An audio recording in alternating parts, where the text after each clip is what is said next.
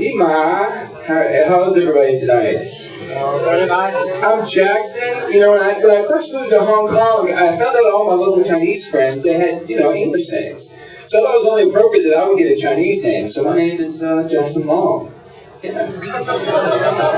Long, of course, means dragon, right? But my girlfriend calls me Jackson Average. But I found out in Chinese that means lumber dragon. So it's all good, right? I had a very, very crazy day today. Today was so crazy. Have you ever owed somebody money and then they add you on Facebook? Right? And then you have to ignore them, and then you confirm them, and then they just poke. You're like, Dad, you're not supposed to poke me. You know what I mean? That's not what it's for, poking. And I promise you that I'll pay you the 10,000 Hong Kong dollars later. I promise you. And then he started uploading pictures of himself as a teenager, and then tagging his crotch area and put my name there. I was like, what's that about? And he's like, well, that's where you were. It just stresses me out. So today, this morning, I was watching TV, and I was watching the Discovery Channel. They had a fantastic show about this black scientist that's this close to creating a time machine. It's like a portal. It's very close, but it only goes back in time. And he's really, really, really excited.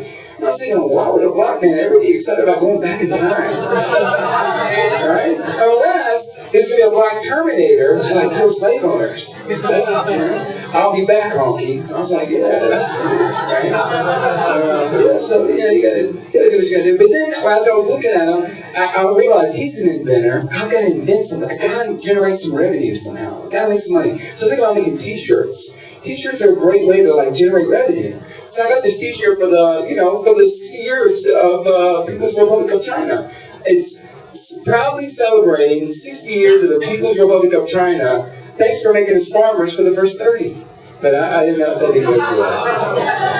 Yeah, that's not a good one. And also I did a website. I was thinking about a website. A website can generate revenue. I think a website would. So I was thinking about a hotel reviews website. About prostitutes, right? And you rate the hotels by the number of tiles that are on the ceiling. Like, so if it's a good hotel, it's 10 tiles, and it's a bad hotel, 1, and you call it like a hotels.com, right? A hotel. It go international. I do international as well. I do a Russian one, a hotels.ru. Kind of a recruitment website for the prostitutes. Then I got an SMS from my girlfriend. And she basically told me, she said, you know what, you don't text me anymore. And I was like, what about talking? Isn't that what we're supposed to do, talk? So she broke up with me. But you know what, I think I know why she broke up with me, though. You know what? I don't think she likes the way I talk during sex. Which, I don't understand that. I'm trying to please her body and her mind. So I say things like, what's the capital of Montana? What's pi times 3? A train leaves the station at 8 a.m. traveling at 50 kilometers. I just don't like it. I don't understand that. But I will say, I called my mom to tell her I was doing the show today, and she was really, really excited. And I said, look, tell Dad I'm going to pay him back. And she just sounded disappointed. And I was like, I think my mom's lowered her standards on me. I remember when I used to call my mom, and when I was 30, and she would say, wow, when are you going to get married? When are you going to have kids? Now I talk to her, and she's like, I'm just glad you're not dead. And I think she's afraid of the advice I'm going to tell my kids. Because, if I have kids, I'm going to tell my kids one piece of advice that I should, basically, if you don't marry the first person you have sex with, right? Because if I married the first person I had sex with, I would have married my first cousin. Right? So then I would have to explain to my second cousin daughter, look, love will come back. Let it go. And stop touching your brother inappropriately.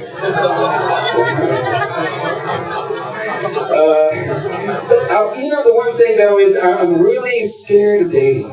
Because dating is scary. Trying to find a woman that's not afraid to be a woman, to be strong, to be passionate, to be funny, to not be a transvestite. Because if the woman is perfect, she's a man. Right, ladies? Because if a man's perfect, he likes men. Right? So it's, what am I going to do? I'm like trapped. But I'm okay. I'm kind of okay. I had a blind date before I got here. Yeah, it was a blind date, and she was incredible. Her name is Mrs. Jones. Incredible. She was a professor at Hong Kong University. She teaches math. She used to teach United States geography, focused on Montana. And I remember she told me something. I'll never forget it. She said, "I'm married." And then she said, "I would like to hire you to be a duck, like a prostitute." And I was like, "What do you think I am? Well, you know, like some piece of meat, some toy you can just shoot. Can you pay me 10,000 Hong Kong dollars?" So I paid my dad off, and I love you very much. Thanks, you guys. You're awesome. Thank you.